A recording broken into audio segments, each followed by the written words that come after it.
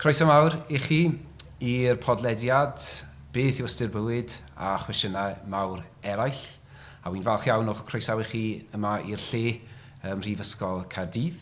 A heddiw mae gynnon ni gwestai arbennig iawn, sef yr Athro anrhydeddus Howard Williams sydd yma I drafod y cwestiwn a oes heddwch, neu roed y cwestiwn fel arall, a yw heddwch yn bosib ar y ddeiar. A mae'r gwestai yma yn un arbennig nid dim ond oherwydd ei deitlau direfedio a nid jyst oherwydd llyfrau niferus mae di sgwennu ond oherwydd ei bod e hefyd yn dad I fi. Croeso mawr I chi. Dyn ni'n mynd I drafod cwestiwn yma o heddwch yn amlwg, ond falle cyn gwneud hynny mae werth nodi o ran eich diddordebau a'r hyn ych chi wedi sgwennu arno. Falle mwy na dim Athroniaeth ac Athroniaeth Gwleidyddol Almaeneg falle sydd wedi mynd â'ch pryd chi yr un cyntaf. Os nad yr unig un I gyhoeddi llyfr ar Marx yn y Gymraeg. A mae hwnna ar gael I chi hefyd ar y porth y Coleg Cymraeg Cenedlaethol dan y gyfres y meddwl modern. A wedi sgwennu hefyd ar Eraill a hefyd wrth gwrs Immanuel Kant ac efallai Immanuel Kant fydd y ffigwr fydd o fwyaf diddordeb I ni wrth I ni drafod y cwestiwn yma heddiw. Dwi'n meddwl amdano hynna fel arbenigwr mewn Athroniaeth Gwleidyddol a felly wedi hefyd canolbwyntio ar yr athronwyr mae Hugh newydd sôn amdanyn nhw. Na ni, felly, fel fi'n licio gweud, yr athronydd yn y teulu yn dyfe. Felly o ran cychwyn ar bethau, man I ni falle mynd nôl i'r cychwyn fel petai a dechrau yn addas iawn fel athronwyr gyda'r groeged. A yng nghyd-destun yr diwylliant yna, falle un o'r enwau sydd wedi aros gyda ni sydd ddim o reidrwydd yn un mor adnabyddus sydd hynny, ond yng nghyd-destun y drafodaeth ynglyn â rhyfel yn sicr wedi bod yn ffigwr pwysig, a hwnnw yw Thucydides, sef hanesydd. Ac fel I fi'n deall o safbwynt yr astudiaeth o wleidyddiaeth rhyngwladol, yr astudiaeth o ryfel a heddwch, mae Thucydides a'i hanes am y rhyfeloedd Peloponnesian yn rhoi pwysig iawn yn symbolaidd efalle, yn enwedig pan mae'n sôn am y bennod miliwn, a mae'n sôn am Athen yn ymosod ar y bobl yma ac yn cynnig rhyw fath o ddewis iddyn nhw, naill ei bod nhw'n ildio ac yn ildio ar dylerau Athen neu'n cael ei difa yn gyfan gwbl a'r milions wedyn ni yn penderfynu, wel na, dyn ni ddim am ildio ac yn wedyn ni yn cael ei difa. Pam bod hynny yn stori bwysig falle o ran drafodaeth oesol yma ynglyn â'r posibilrwydd neu beidio o heddwch? Dwi'n meddwl bod e'n bwysig oherwydd bod Athroniaeth Gwleidyddol, Athroniaeth yn gyffredinol wedi dechrau ymlith y groegwyr ac wrth gwrs ymlith rhywun Aristoteles a Platon yn sefyll mas fel athronwyr rhai o'r athronwydd mwyaf hanes yn dyfe. A mae rhaid dweud yn gyffredinol bod eu canolbwynt nhw ar Athroniaeth Gwleidyddol ddim ar y cyfan ar cysylltiadau rhyngwladol, achos nhw oedd canolfan y byd yn dyfer y diwylliant yn Athens ac o gwmpas hynny. Ond serch hynny, mi oedd na chydig bach o sylw gan haneswyr fel Thucydides ar y rhyfel mawr parodd rhwng Athens a Sparta yn bennaf. Ac fel wyt ti'n dweud, un o'r digwyddiadau sydd wedi cael llawer y sylw ydy'r ymysodiad yma'r milia a'r ffaith bod bobl Athens, bod arweinwyr nhw wedi canolbwyntio ar ddadleuon mae bobl yn gweld yn rhai sydd yn realaidd iawn, yn dim ond yn rhoi ddau opsiwn I bobl melia ar ôl I amgylchynu nhw a bod mewn sefyllfa I trechu nhw. Cynta oedd I gyd yn ffibr yn llwyr gyda'n Athen, neu yn ail cael ei difa yn llwyr.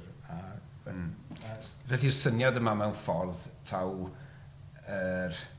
rhai sy'n cryfa sydd yn drech a'r hyn sydd yn iawn os licwch chi, neu'r hyn sy'n gallu cael ei penderfynu yn adlewyrchu bob pwrpas os licwch chi ewyllus y rhai sydd yn drech a bod hynny yn rhyw fath o symbol neu stori oesol ynglyn â natur y berthynas rhwng gwahanol cymdeithasau a chwod yn y pen draw o safbwynt yr un ych chi'n galw'n realiaeth yn dyfe, y safbwynt yma bod gystadleuaeth a gwrthdaro a rhyfel yn anochel. Taw'r hyn falle sydd yn ddoeth o ran unrhyw genedl yw i baratoi am ryfel, i amddiffyn ei hunan, oherwydd mae e'n falle anochel. Ei bod nhw'n mynd i gwmpo mewn i ryfel yn y pen draw, does na ddim falle ysgoi hynny, a felly dylen ni deall neu dyna falle yw man cychwyn gwleidyddiaeth rhyngwladol. Wel, rhaid dweud hefyd, yn y man cychwyn, hefyd oedd y pwyslais ar imperialaeth yn doedd. Chymod bod e'n dod fel testyn trafodaeth, oherwydd oedd nhw'n meddwl sut allan nhw dal lawr gwledydd eraill o'n nhw'n cymysgu gyda nhw. Ac o imperialaeth yna, dechreuwyd yr Athroniaeth gyda sydd yn rhyngwladol. Un o'r dylanwadau mawr hefyd sydd wedi hybu Thucydides fel man cychwyn syniadau ar wleidyddiaeth rhyngwladol ydy'r ffaith bod yr athronydd Saeson Thomas Hobbes wedi cyfieithu'r gwaith wrth baratoi I weithiau ef yn Athroniaeth Gwleidyddol, a mae Thomas Hobbes yn ddylanwad trwm ar athroniaethau rhyngwladol o'r 15eg ganrif ymlaen. So, dewn ni nôl at Hobbes, falle mewn munud, yn dyfe, fel chi'n gweud, enw mawr a un sy'n cael ei gysylltu gyda'r syniadaeth yma o realaeth y safbwynt yma sydd, fel i'n gweud, yn cychwyn gyda'r ragdybiaeth bod gwrthdaro a falle rhyfel yn rhan ynatod o berthnasau rhyngwladol. Mae yna falle ffigwr arall, bydd rhai falle wedi clywed amdani sydd yn bwysig yn y traddodiad yma a'r syniad yma o natur anochel rhyfel, sef Awstyn Sant, sef un o'r tadau boreol yr eglwys fel petai, un o'r rheini yn y 13eg ganrif buodd yn trafod Cristnogaeth wrth i'r athrawiaeth, wrth i'r syniadau yna dechrau ffurfio, a Awstyn falle yn fwy na dim yn cael ei ystyried fel y llais pennaf, os liciwch chi, a'i syniadau fe yn cael ei gweld fel y rhai uniongred, orthodox, a sefydlwyd yn y cyfnod yna, wedyn dylanwadu ar drafodaethau wedi hynny. Pan dyn ni sôn am Awstyn, pam dyn ni yn cysylltu fe gyda'r falle traddodiad realaidd yma a'r syniad yma bod rhyfel yn rhywbeth anochel, dyn ni methu osgoi fel bodau dynol.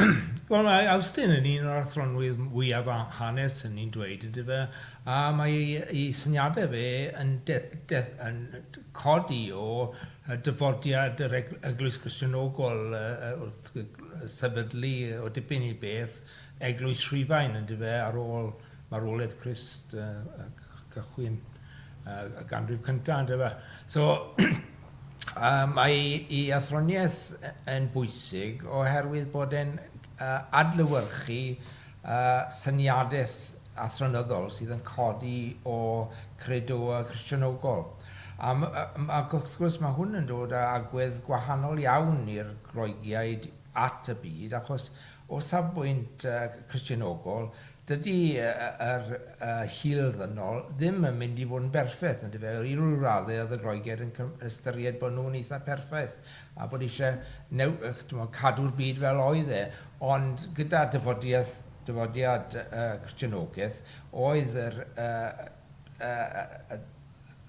safbwynt nhw yn ymwneud â diffyg gallu dyn I fod yn berffaith yn y byd yma. So syniadau yna ynglyn â'r cwimp a ddag efa yng Ngaddedau. A ffaith bod yna drwy gweithredu gwreiddiol wedi digwydd yn dyfa bod y hil ddynol ddim yn mynd I gwella cant y cant. A oedd e'n gweld byd ar y ddaear fel pererindod, lle oedd pobl yn ceisio gwneud y gorau o pethau, a ddim yn disgwyl perfeithrwydd yn mynd I ddigwydd yn y byd oedd yn mynd I ddod ar ôl marwolaeth yr unigolyn. So oedd hynny'n dod â pwyslais gwahanol I syniadau gwleidyddol ac I ddeall yr amgylchfyd gwleidyddol. So oedd Awstyn yn doedd yn sôn am syniadau yma o dinas dyn, sef bywyd ar y ddaear sydd yn amherffaith a sydd wedi dylanwadu gan ein ffeileddau ni fel bodau dynol a wedyn dinas ddiw sef yr hyn dyn ni yn ceisio ymgyrraedd ati fel rhan o'r pererindod a fel chi'n sôn y syniad yna yn dyfe o'r pechod greiddiol a y syniad yma sydd yn dylanwadu'n hwyrach ar Gristnogaeth, a'r hyn dyn ni'n galw Calfiniaeth yn enwedig, bod na rhywbeth anatod yno ni sy'n tynnu ni tuag at gwrthdaro. Mae'n sôn, os mae'n lladin ni'n ddigon da fan hyn, am yr animus dominandi, os dwi'n cofio'n iawn, sef y syniad yma bod na rhyw chwant, bod na rhyw deheuad yno ni i ddominyddu yr arall, a bod angydweld bod gwrthdaro yn jyst rhan o'r personoliaeth dynol. Dydy e ddim yn un sydd yn gwbl pessimistaidd. Mae'n rhaid lle gariad ac yn y blaen, ond mae hwn yn golygu iddo fe o safbwynt pobl a'n cymdeithasau bod rhyfel yn rhywbeth sydd yn mynd i ddod yn ôl o bryd i'w gilydd oherwydd ein am yr ffeithrwydd yn y bôn.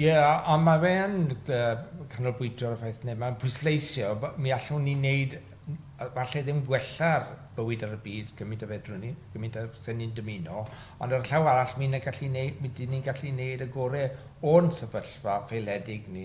A yn y cyd-destun yma, mae'n dechrau traddodiad o ddadlau bod yna posibiliad o'r rhyfel cyfiawn, bod rhai ymgyrchiadau'n codi lle mae yna gwrthdaro yn digwydd yma anghydweld, a yn y sefyllfa yna, falle bod naill ai un ochr na'r llall yn iawn, ond bod yr un ochr yn chydig bach yn well yn ei dadleuon na'r llall, a ddylid cefnogi nhw fel y ffordd o gael trefn, y gymaint o drefn ac sy'n bosibl i'r hil dynol. Ac am hynny, mae hwnna'n syniad bwysig yn dydi, achos dwi ddim jyst eisiau gweud, wel, mae gwrthdaro a rhyfel yn anatod, a does ddim byd fedrwn ni wneud, a yn y cyd-destun yna, does na ddim fath beth a moesoldeb.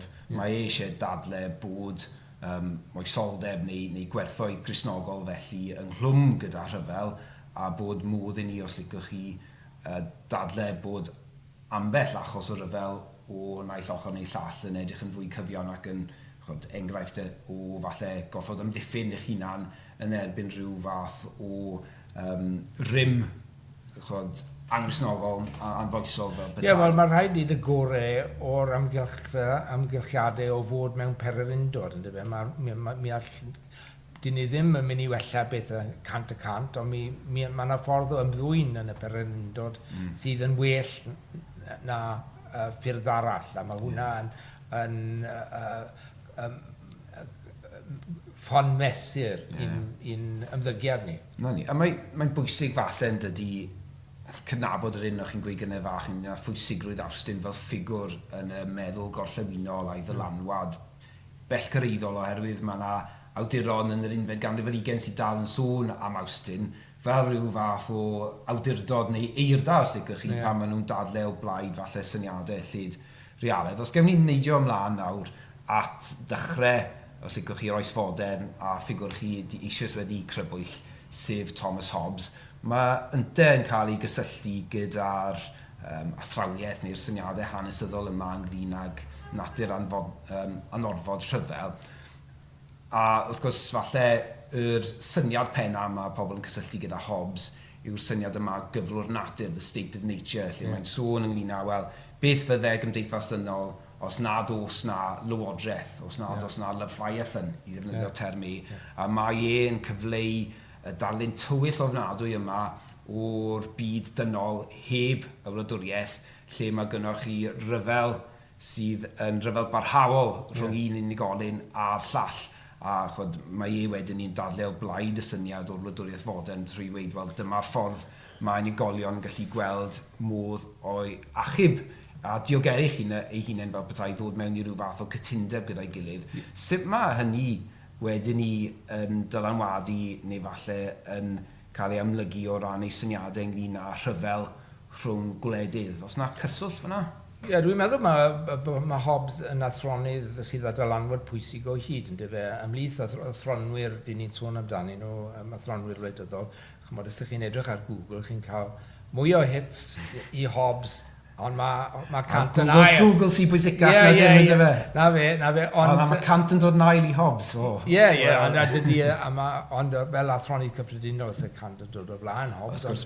Ond fel athroniaeth wleidyddol, mae Hobbes ar y brig o'r bethau yn dal i fod yn ddylanwad. Mae rhaid cofio gyda Hobbes bod e'n sgrifennu yn y cyfnod yn yr ail ganrif ar 15, lle mae'r rhyfel cartre yn mynd ymlaen ym Mhrydain, Oedd e'n gysylltiedig gyda tir brenin ar y cychwyn, a oedd rhaid i fe dygymod ar chwildro yma na digwyddodd yn ei gyfnod ac oedd e'n gweld fel adlewyrchiad o'r cyfrol dynol yn gyffredinol, yn dyfe bod na, os ydych chi'n gadael bobl i'w hunain, heb unrhyw drefn, mae'n sicr o droi at rhyfel. Mae'n meddwl bod yr cyflwr naturiol dyn dynoliaeth yn un o'r rhyfel. Felly mae eisiau dod allan o'r sefyllfa yna, a mae'n datblygu Athroniaeth Gwleidyddol sydd yn eitha perswadiol o cymryd y sefyllfa yma lle mae bobl yn barod i ymladd yn erbyn ei gilydd a ceisio wneud y gorau ohono fe fel bod chi'n cael cyflwr o heddwch. A mae'n dyn sy'n credu mewn hawliau naturiol sydd yn cyfateb gyda'r sefyllfa naturiol yna. A mae'n rhoi derlger bron sydd yn arwain at y syniad yma o llywodraeth neu sofrain cryf sydd yn gallu cadw pawb lawr. Mae rhaid i chi cael awdurdod dros pawb i sicrhau bod bobl yn cyd-fynd gyda reolau a'r cyfredd. Ac am o'n i, dyna pam mae e'n awgrymu falle bod y cyd-destun ryngwladol yn un sydd yn tueddu at ryfel, achos yn y pen draw o safbwynt gwleidyddiaeth ryngwladol, mae gennych chi rhyw system o anarchiaeth, dwedwn ni, lle dos na ddim y lefaeth yn drosgynnol yma sydd yn cadw gwledydd mewn trefn ac yn sicrhau bod nhw ddim yn cwmpo mewn i wrthdaro. Yn ei brif waith lefaeth, mae Hobbes, a dweud y gwir, dyw e ddim yn sgwennu llawer am y cyfrol ryngwladol, achos be mae'n dweud amdano fe, os ydych chi eisiau gwybod beth yw natur y cyfrol ryngwladol, ewch yn ôl i'r penodau cynnar yn y llyfr yma, lle dwi'n trafod cyfrol naturiol dyn. A yn y cyfrol naturiol yna, mae rhaid i chi cael cyd-ymffurfio gyda rheolau naturiol, gyda cyfraith naturiol, ond hefyd mae rhaid i chi cael awdurdod. Y unig broblem sy'n wahanol ar y lefel ryngwladol, does na ddim un awdurdod sy'n gallu dod â fe gyd at ei gilydd, so chi bound o cael gwrth dynnu rhwng gwledydd, a mae rhaid i chi trefnu sut mae hwnna yn mynd mewn ffordd sydd yn dod lawr ar lefel o ymladd i'r lefel sydd gorau o bosib yn bychliadau. A i roi dim mewn falle termau amrwd pan i chi wedyn ni'n cael cymeriadau neu wedyn ni arweinwyr sydd yn ryfelgar. Does gynnwch chi ddim, os licwch chi ystrwythurau yna mewn lle i gadw nhw lawr fel petai a dod â nhw i drefn. So mae hwnna'n ddiddorol ac yn ddefnyddiol iawn am hwn i deall sut mae ffigurau fel Austin o Hobbes yn cael ei weld fel y rhai sydd yn gosod y seiliau yna ar gyfer y ragdybiaeth yma bod ryfel rhywsut yn bron o bod yn naturiol ac yn rhan o'n gymdeithas a bod yn anochel bod rhyfel yn mynd i godi pen o bryd i gilydd.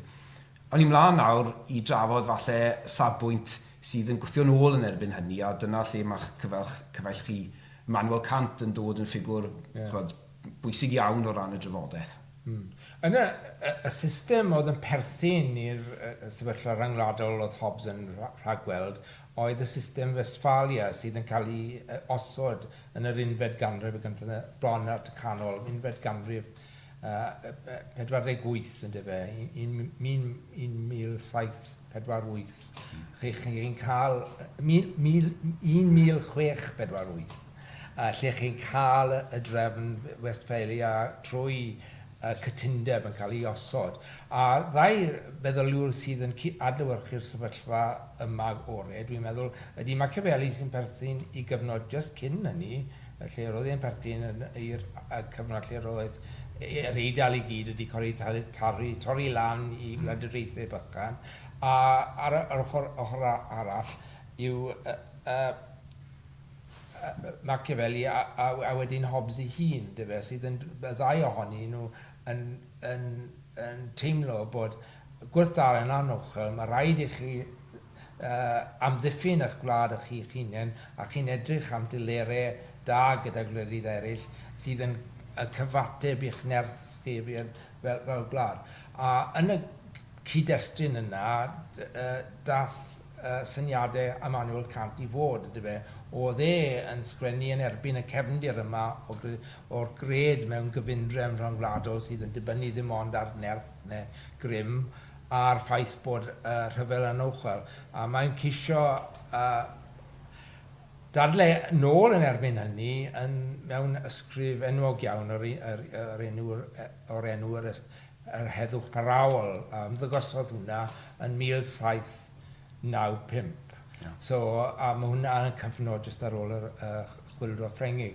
Ac yn hwnna, mae'n gosod ger bron cynllun sydd yn adlewyrchu i ddaliadau sut y gellid cael elfen o gydweithio a bwrw mlaen at llawer mwy o heddwch yn y dyfodol.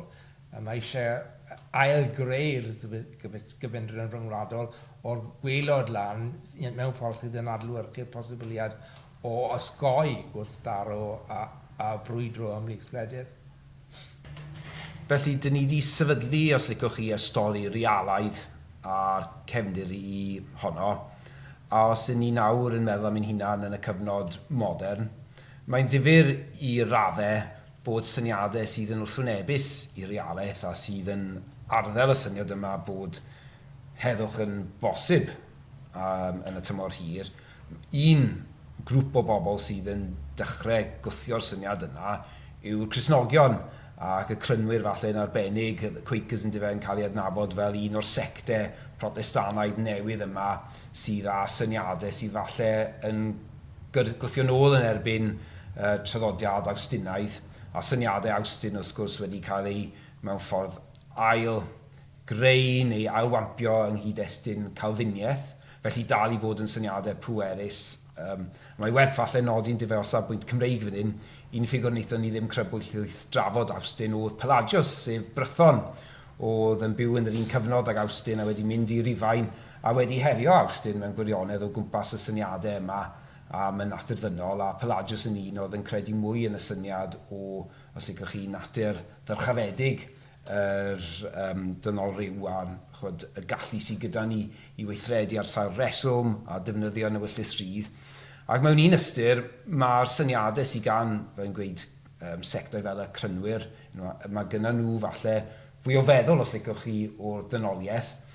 A mae'r syniadau yma yn dechrau hefyd cael ei ymlygu yn yr hyn dyn ni galw'r ymoleuad, the Enlightenment, cyfnod yma, lle diwedd yr ail ganrif 15 mewn i'r 19 canrif, lle mae, os licwch chi, yr cynnydd dyn ni'n gweld o safbwynt y byd gwyddonol yn cael ei adlewyrchu yn y syniadau yma bod e'n bosib diwygio y gymdeithas.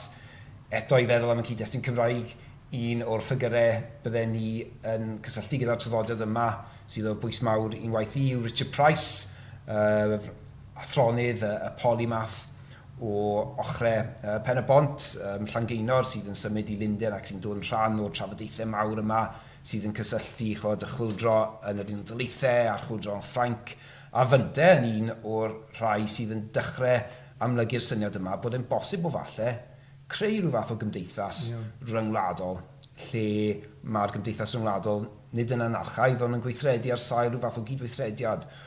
Ond yn y cyd-destun yma, mwy na neb y ffigwr falle sydd yn gawr os licwch chi a sydd falle yn drar arglwyddiaethu o safbwynt y syniadau blaengar yma yw Immanuel Kant.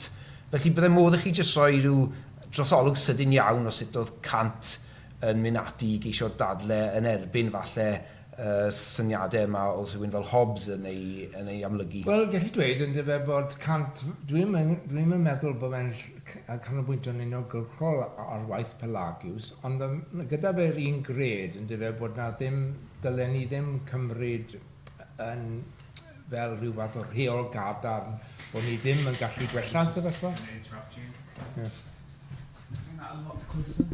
Right, sorry. No, it's okay. We can, but just you'll get way more echo, and I thought I might as well stop you now just before. Right. So, just dechrau o'r... Wel, un o'r pethau diddorol ynglyn â Kant ydy bod e'n cymryd y tua'r un agwedd tuag at y crefydd a i amgylchfediad o natur dyn a Pelagius. Mae'n meddwl bod ni'n mewn sefyllfa geisio wella'n hunan. Dyw e ddim yn meddwl bod y syniad y pechod gwreiddiol yn golygu bod ni ddim yn gallu helpu'n hunain a gwella sefyllfa yma ar y byd. A hefyd, mae'n derbyn y syniadau yma o Hobbes, Machiavelli ac yn y blaen sydd yn dweud bod rhaid i ni derbyn bod bobl, allwch chi ddim dibynnu arnyn nhw a mae'n mynd i torri mas mewn cweryl bob tro o bydd y rhyfel yn digwydd.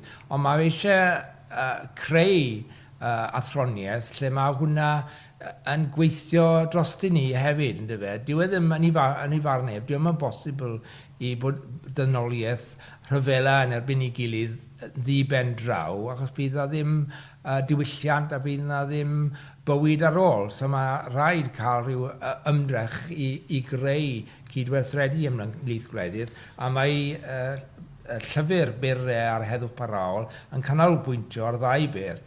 Yn gyntaf, rheolau dros dro, mae'n dweud, neu rheolau o flaen llaw, 6 ohonyn nhw, lle mae'n edrych ar yr amgylchiadau sydd eisiau cael eu creu, lle mae heddwch yn bosibl. Un o'r pethau mae'n dadlau sydd yn dadleuol iawn, ydy'r mae'r rhaid yn y diwedd ceisio torri lawr ar byddinoedd sefydliedig, yn dyfe, bod rheini y ffaith bod gyda chi fyddin a bobl yn paratoi ar rhyfel, mae hynny yn ei hun yn creu posibiledd ar rhyfel. So, ond cyn i ni mynd mewn i'r rheolau mewn mwy o fanylder, felly jyst i ddeall o safbwynt syniadau cant ynglyn â'r natur ddynol, dwi ddim yn gwadu nad ydyn ni yn alluog i weithredu mewn ffyrdd drygionus. Wedyn ni, dwi ddim yn gwadu na allwn ni fod yn bobl drwg, ac yn hynny o beth byddwn ni ddim yn falle'n galw rhywun sydd yn berffeithydd, sydd yn meddwl gallen ni, fel y dynoliaeth, troi mewn i ryw fath o bobl sanctaidd os licwch chi, ond eto i gyd mae e'n gweld bod gyda ni'r posibiliadau a'r defnydd o reswm am hynny i weld, wel, os y'n ni'n parhau gyda'r rhyfel, dyn ni jyst yn mynd i ddinistio'n gilydd yn y pen draw, ac felly bron bod yr syniad yma o'r dinistyr yma, dyn ni'n gallu creu yn gyrru ni tuag at dealltwriaeth bod rhaid i ni geisio gwneud rhywbeth fel arall, a dyna o le mae'r rheolau yma yn dilyn dwi'n cymryd, lle mae'n treol gweud, wel, dyma'r math o bethau gallwn ni roi mewn lle mwyn dechrau symud ar y trywydd cywir. Wel, mae'n derbyn bod yna tueddiad mewn bobl dynol i fod yn ddrwg, mae yna tueddiad yna bob dro, a ond ydy e ddim rhywbeth sydd wedi cael ei benderfynu o flaen llaw. Mae gyda ni ar yr ochr arall hefyd rhyddid sydd yn galluogi ni i fynd yn erbyn yn teimladau ac yn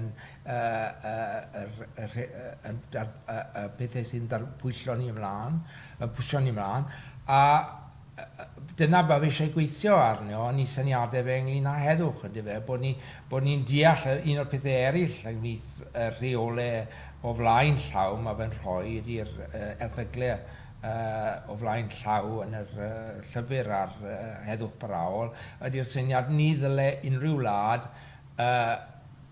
ymdrechu ddylanwadu ar wleidyddiaeth mewnlawr gwlad arall, bod hynny yn rheol byddai pawb derbyn.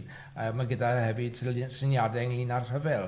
Os ydy'r rhyfel yn digwydd, mi ddylech chi ddim defnyddio dilliau yn y rhyfel fel lladd bobl yn bwrpas, anelu atyn nhw, bod hynny ddim yn gallu digwydd, a mi ddylai'r dilliau o ymladd fod yn rhai nid llai dinistriol, ond bod nhw ddim yn niweidiol tu hwnt. A'r syniad yma am ni bod na mynd i fod diwedd i'r rhyfel, a pan mae'r rhyfel yn dod i ben, bod rhywun eisiau bod mewn sefyllfa lle mae'n bosib i sefydlu rhyw fath o heddwch parhaol, os ydy erchyllderau yma wedi digwydd o fewn cyd-destun rhyfel, bod hynny yn gwneud ei gymaint yn anos i gallu sefydlu telerau heddwch.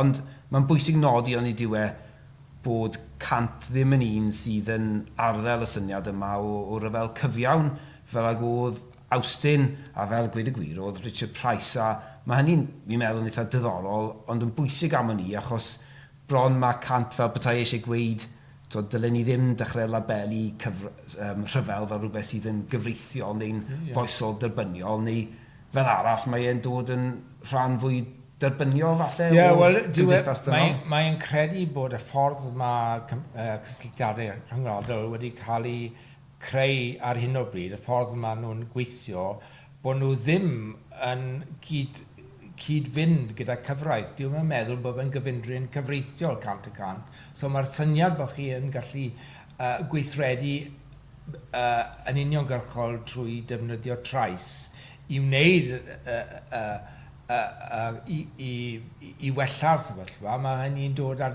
trais ar ben trais. Mae rhaid i wneud y peth gweithio, mae rhaid i chi ddeall bod eisiau newid bod rhaid diwygio'r gyfundrefn fel bod gwledydd yn derbyn y galw, yr angen i gael cyfraith yn gweithio yn rhyngwladol i bawb, ynddo fe? Felly ar ben y syniadau yma ynglyn â cael gwared a byddinodd proffesiynol a rheolau fel gomed neu gwarafyn yr ymgais yma i ddylanwadu ar wledydd eraill. Mae hefyd yn awgrymu taw'r ffordd o sefydlu heddwch yn y pen draw yw i bod pwrpas i greu rhyw fath o gytundeb rhyngwladol, felly lle mae Hobbes yn gweud, wel, mae rhyw gytundeb cymdeithasol yn sail ar gyfer y wladwriaeth sy'n rhoi trefn arno ni fel petai, i cant mae e'n credu bod gytundeb tebyg os licwch chi yn bosib ar y lefel rhyngwladol a bod o leia yn y man cychwyn, os licwch chi, criw o wledydd yn gallu dod at ei gilydd, creu rhyw fath o cytundeb, bodoli mewn rhyw fath o ffederasiwn, os licwch chi, ddim yn anhebyg i'r Genedlaeth Unedig neu i'r Undeb Ewropeaidd, a wedyn dros amser bod hwnna yn gallu ymestyn ac ehangu a dod â mwy o bobloedd y byd i mewn i'r gyfundrefn yma. Wel, y syniad gyda bobl fel Hobbes a realwyr yn gyffredinol ydy'r ffordd o gael heddwch ydy fod yn gryf ac yn cadw'ch gilynion i ffwrdd a bod yn barod i amddiffyn eich hunain. A ddim yn meddwl bod y math yna, allwch chi ddim cael heddwch ar ben eich hun fel gwlad. Mae rhaid i chi creu'r amgylchiadau ymlydd cenedloedd a gwledydd fel bod heddwch cyffredinol yn gallu dod i fodolaeth. Dydy mwy o rym ddim yn ei hunan yn mynd i greu heddwch. Mae rhaid cael cytundeb ymlith o'r holl gwledydd sydd yn rhan o'r system byd. A wedyn mae'n dadle bod e'n, a dweud y gwir, bod e'n rhan o'r syniad o gyfraith y gyffredinol. Os ydyn ni am gyfraith i weithio, mae rhaid nid yn unig i ni cael cyfraith yn y gwlad ni, ond mae rhaid cael cyfraith yn y gwledydd yn agosato ni, a hefyd yn fyd eang. Os ydy cyfraith yn torri lawr mewn un man yn y byd, mae'n effeithio ar y gyfraith y mob man. So mae eisiau cael cyd-astio'r holl beth.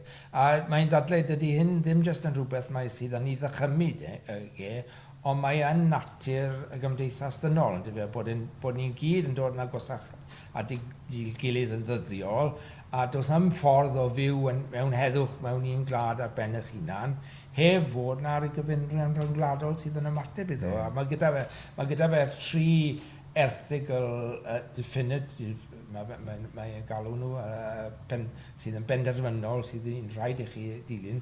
A rheini ydy bod yn gyntaf bod pob wlad i fod yn wlad Republicanaidd. Hynny ydy bod yna cyfraith y threfn yno, ond hefyd bod yna'r system o gynrychioli bod y rheolwyr, bod y gwleidyddion, bod nhw yn cael eu dewis gan y bobl. A'r ail peth bod pawb yn ceisio creu neu bod yn rhan o glymblaid rhyngwladol sydd yn cadw'r heddwch ymlith y gwledydd yna, a hefyd yn ceisio estyn yr heddwch trwy dod â bobl mewn gwledydd eraill mewn i'r glymblaid. A'r trydydd peth, mae'n creu'r yn y syniad yma o gyfraith cosmopolitan sydd yn rhoi hawliau i bawb ar sail i jyst bod nhw'n bodau dynol. Difyr iawn, a mae rhywun yn gallu gweld wrth i chi amlygu rhai o'r egwyddorion yma sydd â cant. Ydych chi'n gallu gweld sut mae'r syniadau yna wedi dod i rym mewn un ystyr os ydrychwn ni ar enwedig natur y gymdeithas rhyngwladol ers yr ail ryfel byd, a mewn ffordd y modd oedd y cyflafan yna wedi gorfodi rhyw fath o ymgais i greu drefn fwy cydweithredol, a wrth gwrs bod iawmderau dynol a'r datganiad ar iawmderau dynol Declaration of Human Rights, bod hynny bron yn cyfateb i'r syniad yma o'r iawnder cosmopolitanaidd sydd gan Cant, a dwi'n meddwl bod e'n beth bwerus iawn y ffordd mae Cant yn disgrifio'r sefyllfa yma, lle mae'n gweud, wel, dydy eich iawnderau chi fel unigolyn mewn un rhan o'r byd, gweder ein rhan ni o'r byd, dyn nhw ddim yn saff a wedi diogelu os oes yna bosibilrwydd o ryfel yn y byd, a dwi'n meddwl yna'n hermau gweder yr gofyn sydd ar ddynion ifanc i fynd i ryfela, chwod o wlad fel Prydain, oherwydd bod yna gyflafan ochr arall y byd. Felly mae'r syniad yna o gyd-dybyniaeth, os licwch chi, ein iawnderau a'n bywyd da ni, gyda cyflwr gweddill y byd, yn un pwerus iawn, dwi'n meddwl.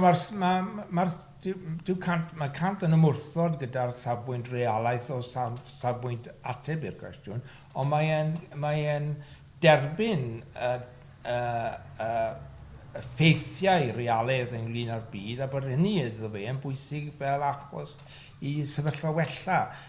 Cymrwch gyda garfau, ynddo fe, oedd Cant wrth gwrs yn gwybod dim byd am arfau niwclear, ond oedd e'n rhagweld wrth i wledydd dod yn mwy cyfoethog ac yn gallu creu pethau a'i cynnyrchu nhw sydd ar lefel uchel o dechnoleg, oedd e'n rhagweld byddai arfau yn mynd yn fwy dinistriol ac byddai rhyfeloedd yn mynd yn fwy dinistriol. Ac oherwydd hynny, oedd e'n gweld bod hwnna'n pwysau anochel ar wledydd i geisio torri lawr ar...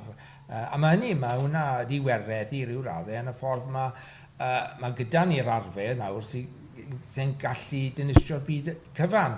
Ond mae'r ffaith maen nhw'n bod yn rhwystro gwledydd rhag defnyddio grym. A hefyd yn dyfe, fel o'ch chi'n dweud, mae'r ffaith bod y byd yn nawr wedi cydgysylltu cymaint, mae hawliau mewn un gwlad yn dibynnu 100% bron ar hawliau gwledydd dros y byd i gyd. So mae'r drafodaeth yn gorfod cymryd lle o rewn i ryw raddau o fewn fframwaith Cant ar yr un pryd mae'n digwydd ar y lefel yma o'r syniad y fyddinodd yn erbyn ei gilydd. Dewn ni nôl yn y man nawr at y cwestiwn yma o arfer niwclear, achos dwi eisiau camu ymlaen fel petai i'r dydd sydd ohoni, neu o leia falle gweder y 60-70 mlynedd diwethaf yma.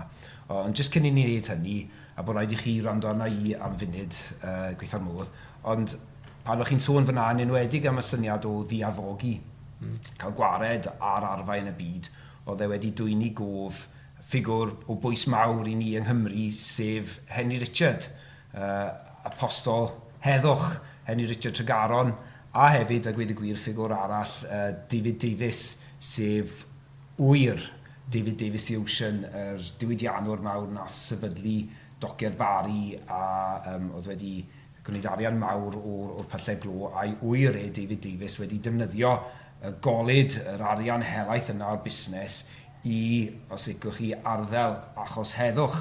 A dyn ni fan hyn ar Parc y Plas yng Nghaerdydd a rhyw 200 llath tu ôl i ni mae'r deml heddwch a godwyd i ni 1938 ar sail arian David Davies, fwy na dim. Ond jyst i nodi, mae'r ddau yna yn ddiddorol fi'n credu fel dau berson oedd yn arddel rhyddid, yn arddel heddwch, yn arddel rhyddid hefyd, ond mi oedden nhw, am hynny, yn amlygu rai o'r syniadau cantaidd yma, sicr David Davies yn dweud bod e'n ddyledus i Cant, ond yn mynd ati mewn ffordd ymarferol, yn ffordd gwahanol. Oedd Henry Richard falle a syniadau mwy optimistaidd am y natur ddynol, ac yn credu dros amser y fydde falle rhesymeg dyn yn caniatáu ni symud at y math o system yma o gyfraith rhyngwladol ni'n sôn amdani. Oedd e'n pwysleisio y pwysigrwydd yma o diarfogi, oedd e'n grediniol y gallai gwledydd cael gwared ar ei arfau dros amser, a taw dyna yw'r unig gwarant mewn gwirionedd o osgoi rhyfel, ond mi oedd e hefyd yn sôn am pwysigrwydd tribunalist, rhyw llys rhyngwladol, y gyfraith rhyngwladol, a gair mawr yn hyn, cyflafareddiad. Dyna oedd thema mawr Henry Richard, cyflafareddiad yn golygu yn y bôn y pwysigrwydd o drafod yn hytrach na rhithro i ryfel. A wedyn David Davies ar y llaw arall, falle'n fwy adnabyddus, a mae syniad o'r heddi rhyngwladol. Ond oedd yn gytun gyda Henry Richard a Cant yn gweld bod angen cyfraith rhyngwladol eisiau tribunalus, ond achos oedd e'n fwy fel Awstyn, os licwch chi, na Pelagios, oedd e'n fwy o galfunydd, oedd e hefyd wedi ymladd yn y ryfel byd cyntaf, wedi gweld erchystlau'r ryfel, oedd e'n credu yn y pen draw, gallwn ni ddim dibynnu ar ein natur ddynol i fel petai jyst symud tuag at rhyw gyflwr o heddwch a diarfogi. Felly oedd gynno fe'r syniad yma o ryw fath o Leviathan, os licwch chi yn y dull hobsaidd, y syniad yma o ryw heddlu rhwngwladol sydd â grym gorchfygol, sydd yn fwy grymus na holl, os licwch chi, byddinoedd y byd. A oedd e'n pwysleisio syniad yma o'r awyrlu, a byddai'r heddlu rhwngwladol yn gallu dominyddu gweddill y byd a cadw pobl yn ei lle trwy ddefnydd yr grym gorchestol newydd yma. A dyna oedd ei weledigaeth e. Felly mae'n ddiddorol sut mae'r syniad o geisio cadw heddwch yn gallu mynd ar drwyddau gwahanol, ond yn y bôn byddwn ni'n gweud, yn adlewyrchu'r syniadau yma oedd cant yn arddel nôl yn y 19th ganrif. Wel, dwi'n meddwl bod fe'n syndod bod bobl sy'n perthyn i wledydd cenedloedd bychan fel Cymru wedi meddwl yn y ffordd yma, achos nad oedd ganddyn nhw'r grym, yn dyfa nhw'n gweld oedd y grym yn berthyn i... A ni wedi trial rhyfel, a ni wedi gweld bod wedi methu yn llwyr, yn dyfa? Ia, a mae hynny'n wir gyda'r byd sydd yn honni nawr. Mae gwledydd bychan fel Norway, Ystyr, Ffindir, a bod nhw, a Japan a dweud y gwir, yn dyfa, ar ôl ar cyrdelau'r ail fel byd, maen nhw wedi cymryd agwedd heddychlon iawn. A maen nhw'n gweld gellu ddim dod â heddwch just drwy rym i hunan. Mae'r rhaid trefnu fe a creu gyfundrefn rhyngwladol sydd yn gyda chyfredd rhyngwladol.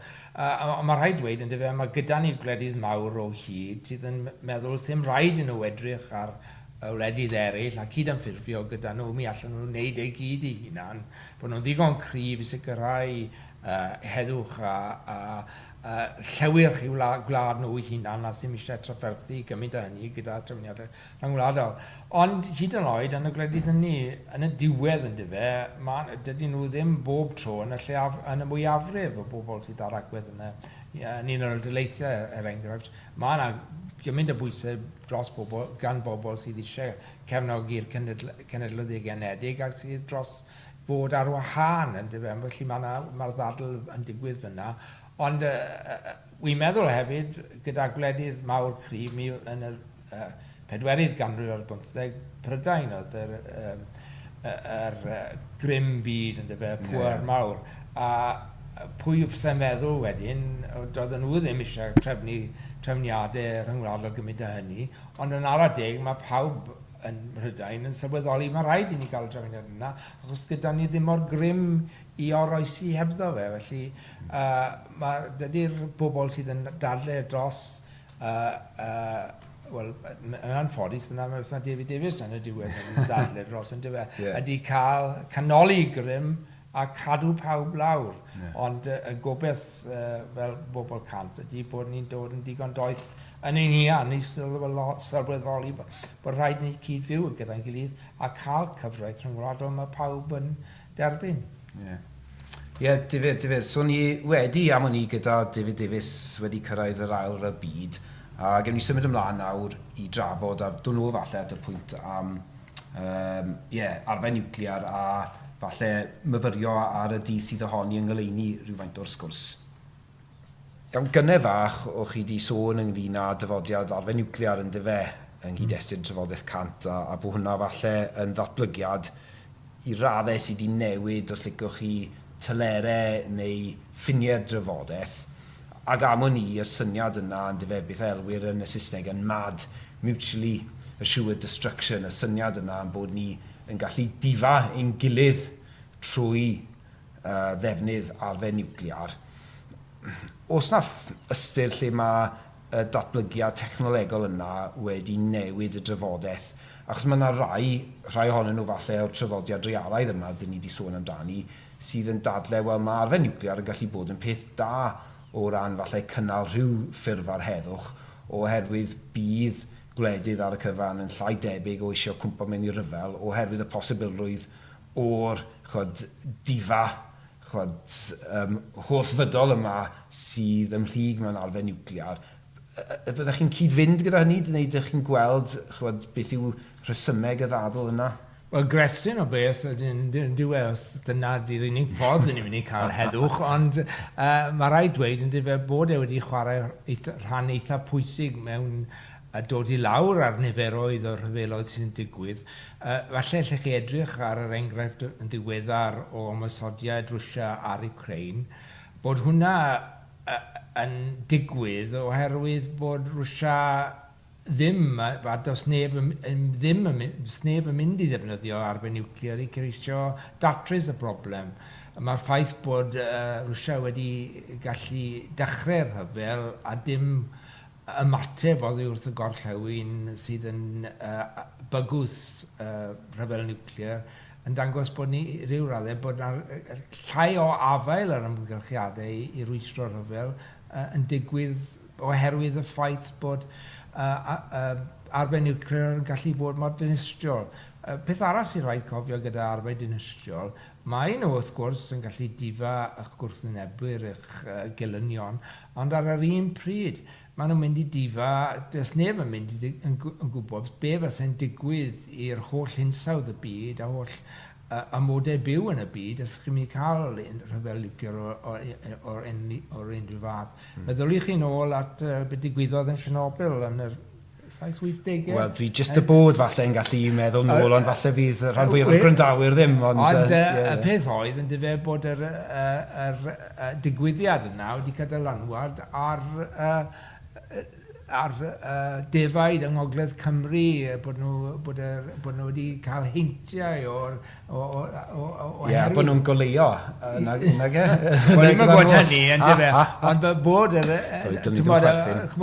so milltiroedd, canoedd milltiroedd i ffwrdd. Felly, beth arall sydd wedi digwydd hefyd yn dyfe bod arfen niwclear yn dibynnu ar lefel uchel tu hwnt o dechnoleg ac yn effeithiol ar hyn o bryd, dim ond un gwlad neu dim ond un gyfundrym yn y byd sy'n gallu fforddi'r technoleg uchel hynny, a hynny ydy'r Unol Daleithiau. So mae gyda nhw i ryw raddau monopoli ar y lefel mwy dinistriol o defnyddio arfen niwclear sydd hefyd yn creu rhyw fath o ansicrwydd yn dyfe, achos dydy nhw ddim yn mynd i ddefnyddio pob achlysur o wrthdaro sy'n mynd i ddigwydd, felly mae yna elfen o greu'r posibiliaid o mwy o ryfeloedd arferol yn dyfe sydd ddim yn defnyddio arfen niwclear. Mae'n ddiddorol bod chi'n gweud mewn un ystyr bod falle reality neu'r posibilrwydd go iawn o ryfel niwclear fel petai wedi pylu, ac am o'n i, mae hwnna'n cael ei adlewyrchu falle yn y ffordd dyn ni bellach byddwn ni'n gweud ddim yn dioddau o ryw fath o gorbryder parhaol ynglyn â defnydd arfen niwclear lle, os gael ei weid rhywun o'ch cenhedlaeth chi, gath ei fagu yn y 50au a 60au, mi oedd y syniad o ryfel niwclear yn pwyso yn drwm, a oedd na'r achlysur yn doedd yn argyfwng yng Nghiwba, lle oedd pobl yn, o fewn trwch blewyn os licwch chi, o weld ryfel niwclear, a mae hwnna'n ddifydd... Mae'n adeg Reagan hefyd, pan oedd Reagan yn sefyll lan i'r Undeb Sofietaidd, oedd bobl yn meddwl oedd fi allai digwydd.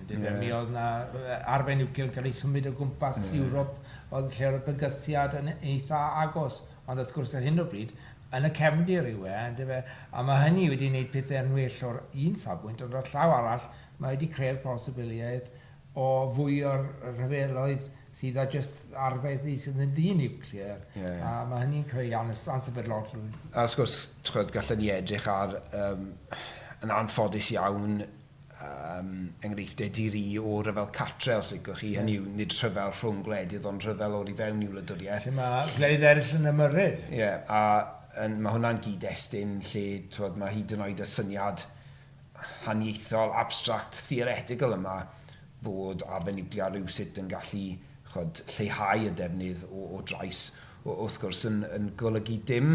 Felly, mae'n taro fi bod yr syniad yma rywsut bod bygythiad arfen niwclear yn rhyw fath o warant o heddwch wedi cael ei dangos yn rhyw fath o freuddwyd gwrach os licwch chi.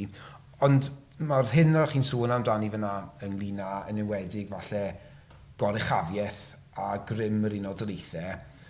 Wrth gwrs, yn un o'r ysymau falle pam nawr mae heddwch, neu ffurfar heddwch parhaol, yn teimlo mor bell i ffwrdd ag erioed os dyn ni'n meddwl am y ryfel chi wedi sôn amdani, y ryfel yn Ukraine, ond wrth gwrs os dyn ni'n meddwl am hiladdiad diweddar Gaza a'r hyn sydd yn digwydd yn y dwyrain canol, gyda os licwch chi ewyllus da, neu gyda os licwch chi gefnogaeth yr Unol Daleithiau, mae hwnna yn gofyn cwestiwn eitha anodd i ni, dwi'n credu, yng ngoleuni rhai o'r syniadau dyn ni wedi bod yn sôn amdani. Wel, pa obaith heddwch pan dyn ni mewn cyfundrefn lle mae yna erchyllderau yn digwydd o flaen ein llyged ni yn real time ystywed y Saes yn dyfe.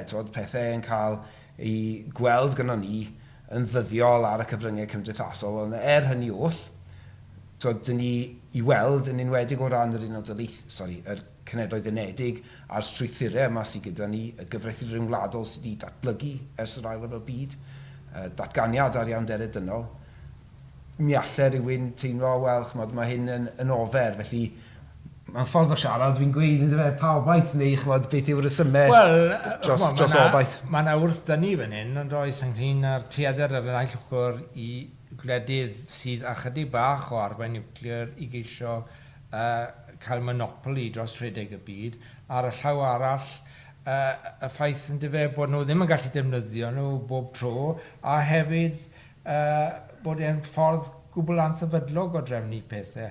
So, dwi'n meddwl bod yn sefyllfa anobaith, mae'n sefyllfa sydd yn drystlyd ac yn anodd iawn i ddeall. Mae rhai bobl o ganlyniad yn gweld y cyfnod lle roedd na gydbwysedd rhwng yr Unol Daleithiau a'r Undeb Sofietaidd yn un o ychydig bach o sicrwydd, o gymharu. Ond maen nhw'n anghofio faint o... straen oedd e. A hefyd faint o ryfeloedd yn digwydd yn yr Affrig a rannau o'r byd mwyafrifol o fewn cyd-destun y ryfel oer fel yn cael ei gweud. Ond sori, torri ar draws. Wel, fy sefyllfa sydd ohoni yn dyfe, mae'n anodd, fel fi'n gweld yn anodd iawn i unrhyw wlad bod mewn sefyllfa i fygwth yr Unol Daleithiau, ond a derbyn bod nhw'n gallu cadw lawn i lefel y technoleg nhw a bod nhw'n dal i rhoi arian mewn i greu arfau sydd yn mwy effeithiol. So mae hwnna'n creu chydig bach o anghybwys yna. Ond os ar y llaw arall, os gyda chi llywodraeth yn yr Unol Daleithiau sydd yn gynrychioli yr boblogaeth yna ac sydd yn ymateb i gofynion y bobl, dydy'r hanelaethau o boblogaeth yr Unol Daleithiau, dydyn nhw ddim eisiau bod mewn sefyllfa rhyfel gyda gwledydd eraill. So, un o'r pethau sy'n digwydd o ganlyniad ydy bod gyda'r i gyd lefel o dyn ni gyd i ryw raddau ynglwm wrth beth sy'n mynd i digwydd yn wleidyddiaeth Gogledd America. Mae hwnna yn digwyddiad byd-eang, pwy sy'n ennill yr etholiad arwyddol a sut maen nhw'n trefnu i gwleidyddiaeth nhw. So mae hwnna ar yr aill ochr. Ond mae gyda chi sefyllfa nawr lle mae gyda chi fwy tebygrwydd ryfeloedd rhanbarthol sydd ddim yn defnyddio yr arfau mwyaf dinistriol yma, a sut yn union gallu treoli hynny. Wel, mae'r ddau beth ynghyd gyda'i gilydd, yn diwe. Beth sy'n digwydd nawr gyda Ukraine, er enghraifft, ydy bod y gwledydd sydd ar yr ail lefel yma, o dan y fygythiad Unol Daleithiau a'r fygythiad Rwsia, maen nhw i gyd yn ceisio trefnu nawr bod yr dylanwad dylanwad drwg sydd yn i weld yn y ffordd mae Ukraine yn cael ei trin, bod hwnna yn cael i gadw fel mae neu cadw fel mae ond bod e'n lleihau pob dydd. Maen nhw eisiau ceisio cydweithredu i sicrhau bod y tyndra yn llai dinistriol a bod nhw'n gallu cael fwy o dylanwad ar y sefyllfa ei hunan. So mae yna wrth y ddatblygiadau sydd yn falle yn weddol obeithiol, ond chymod, mae yna gwbl amsicrwydd yna hefyd yn dyfa. So, falle i gloi yn dyfa dau beth sydd falle i bigo i fyny o syniadau cant sydd o bwys fan hyn yw y pwynt neithoch chi gynnau fach yn dyfa ynglyn â'i safiad bod e'n bwysig bod gwledydd ledled y byd yn symud i ryw fath o gyfundrefn lle mae yna atebolrwydd i'r bobl. Dyna pam oedd e'n ffafrio y system Republican gweriniaethol yn dyfa. A yn hynny o beth, mae rhywun yn gallu gweud, fel chi'n awgrymu, bod na rôl i bawb, os licwch chi, o safbwynt symud at rhyw ffurf ar heddwch parhaol, lle trwy sicrhau ehangu iawnderau, sicrhau atebolrwydd, yna mewn un ystyr dyna'r gwarant mwyaf yn y pen draw yn erbyn rhyfel oherwydd, ar y cyfan, dyw pobloedd, dyw cymdeithasau ddim eisiau bod mewn rhyfel. So mae hwnna'n un ystyriaeth. Ond yr ail beth wedyn i chi yn lled awgrymu fan hyn, dwi'n credu, yw sut ni'n deall os ydych chi trywydd hanes a gyda pob digwyddiad mae yna adwaith.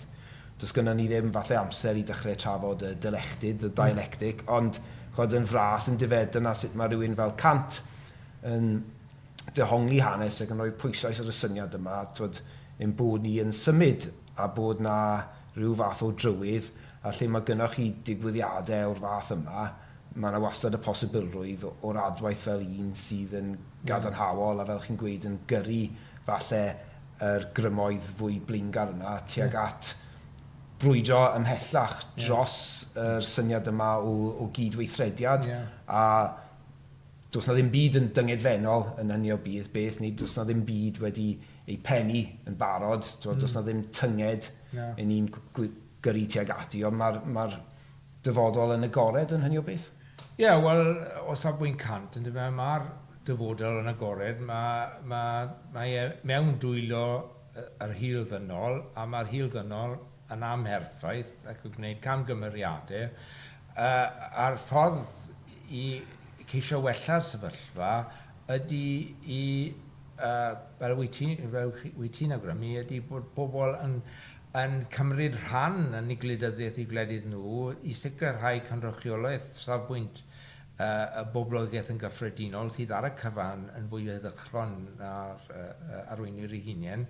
A hefyd bod hynny yn gweithio mas o bob wlad at y pwerau mawr. Mae'r pwerau mawr, mae un ohonyn nhw hyd yma wedi dal i fod yn agor i datblygiadau cynrychioliadol a bod yna elfen o ddemocratiaeth yn bod ynddyn nhw.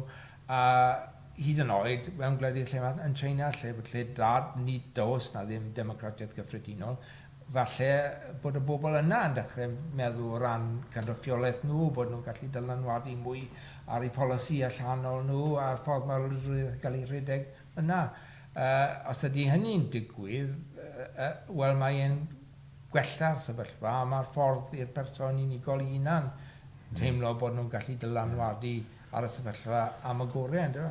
Ac yn hynny o beth yn anelu yn y tymor hir ydyn ni, nid at rhyw fath o system lle mae yna rhyw fath o gydbwysedd grym os licwch chi, balance of power, lle mae yna rhyw syniad bod yna rhyw fath o cadoediad achos does neb eisiau cymryd y risg o ymosod ar ei gilydd. Nid dyna yw gwir ystyr heddwch fel petai, beth ni'n anelu ati yw system ryngwladol yn y pen draw sy'n seiliedig ar gydweithrediad, lle does na ddim gwrthdaro a rhyfel oherwydd y cydweithrediad yna sy'n yn atod rhan o'r gymdeithas ryngwladol. Felly, na i stopio chi fyna achos fi'n credu bod hynna'n caniatáu ni ateb y cwestiwn a oes heddwch gyda'r ateb oes a bod heddwch yn rhywbeth sydd yn bosib ar y ddeiar cyhyd a bod ni yn agored i rai o'r dyleuon dyn ni wedi trafod hyd at y pwynt yma. I orffen, fel fydd falle rhai o'r gwrandawyr yn ymwybodol ohoni, yn licio gorffen y sioe gyda rhywbeth nid anhebyg i'r senario na'r Desert Island Discs yn dyfe, ond bod hwn yn senario o fath fwy Cymreig, lle dyn ni'n sôn am y posibiliad o ddechrau utopia Cymraeg newydd, falle lle fydd perffeithrwydd yn bosib i ni. Felly, dyn ni yn paratoi fynd ar y llongofod i Roswell, a wedi gofyn i ti mynd â 3 eitem gyda ti sydd yn mynd i fod o bwys i ti, ond wyt ti hefyd yn meddwl sydd yn mynd i fod yn bwysig falle o ran datblygiad beth wedyn ni, waraidd a chyfiawn y gymdeithas newydd honno. Felly, allech chi rannu gyda ni eich dewisiadau chi os gwelwch yna un ar y tro. Wel, llyfr o'n i'n meddwl mynd â oedd detholiad o gerddi T.H. Parry Williams, lle mae yna athroniaeth ddwfn iawn sydd hefyd. Mi oedd ei hun yn pacifist yn doedd yn y rhyfel gyntaf. Mae hynny i weld yn rhai o'i gerddi hefyd, a mae gyda fe dealltwriaeth tu hwnt o dda ynglyn â cyflwr dynol. O ran... I stopio chi fyna, mae'n werth nodi o ran hynny a T.H. Parry Williams a'r ymroddiad yma at heddychiaeth. Byddwn ni'n meddwl bod e'n deg i weid bod hwnna yn ryddyn yn rhan yn y deryn eitha sylweddol yn hanes y Cymru foden yn fwy falle na nifer o wledydd eraill o bosib am y resymau. O'ch chi'n sôn am a bod hynny a falle'n nodwedd bwysig o'n hanes ni a felly rhywbeth bwysig yn union yn wir i gario ymlaen yn y Gymru newydd. Da iawn. A, sori, yr ail ddewis wedyn ni? O ie, o ran cerddoriaeth, o'n i wedi meddwl am holl waith Beethoven, ond yr llaw arall ges i'n darbwyllo ddylen ni penderfynu ar darn o gerddoriaeth arbennig, a dwi'n hoff iawn o concerto brwch, cynta iddo fe, ar piano. A ffidil yw e? Ie, ffidil. Ie, dwi'n gallu cofio darn yna a chofio ti a mam yn gwrando arni a mae e'n darn o gerddoriaeth sydd fel petai yn beth wedyn ni yn fynegu rhai o falle uchelfannau yr enau dynol o bosib. A beth arall? Trydydd peth wedyn ni, wel, fi'n credu taw dyma fydde'r ateb amlyca o safbwynt yr hyn ni wedi bod yn trafod yn dyfe. T.H. Parry Williams, concerto brwch, a rhywbeth gan y dyn ei hun, Emmanuel Cant efallai. Dyn ni yn caniatau, mae'n dylanwad o'n menig mal fan hyn, ond ni yn caniatau diwylliannau eraill i fod yn rhan o... Os ni'n gallu dewis lluniau, os ni'n dewis detholiad o waith, neu darlun gan yr un o Ynys Môn... Cyffin. Cyffin Williams, ond na i gadael hwnna i naill ochr nawr. Cyff rhywun arall dewis... Ond detholiad o Athroniaeth Gwleidyddol Cant yn dyfes, sy'n cynnwys i'r weithiau ymaferol mwyaf bwysig. Se'n ni'n gallu fynd â nhw'n Almaeneg yn neu yn y Saesneg. Ie, wel, dyn ni ddim wedi cyfeithu nhw'r Gymraeg, ond falle bod hwnna... Ie, dyn ni'n gallu gweithio arnyn nhw tra bod ni'n mas yn yr paradwys yma. Na'n wych iawn, wel, rhywbeth i edrych ymlaen i fyna. Felly, diolch yn fawr iawn i chi am eich syniadau chi a'ch cwmni chi, a gobeithio bod na digon i'r gwrandawyr a'r gwylwyr i fyfyrio arni fyna, a fel yn gweud, dwi'n falch iawn o gael gorffen y bennod trwy ymateb yn gadarnhaol ar fel y gred a'r syniad bod heddwch yn bosib. Diolch fawr iawn i chi. Diolch. I chi hefyd.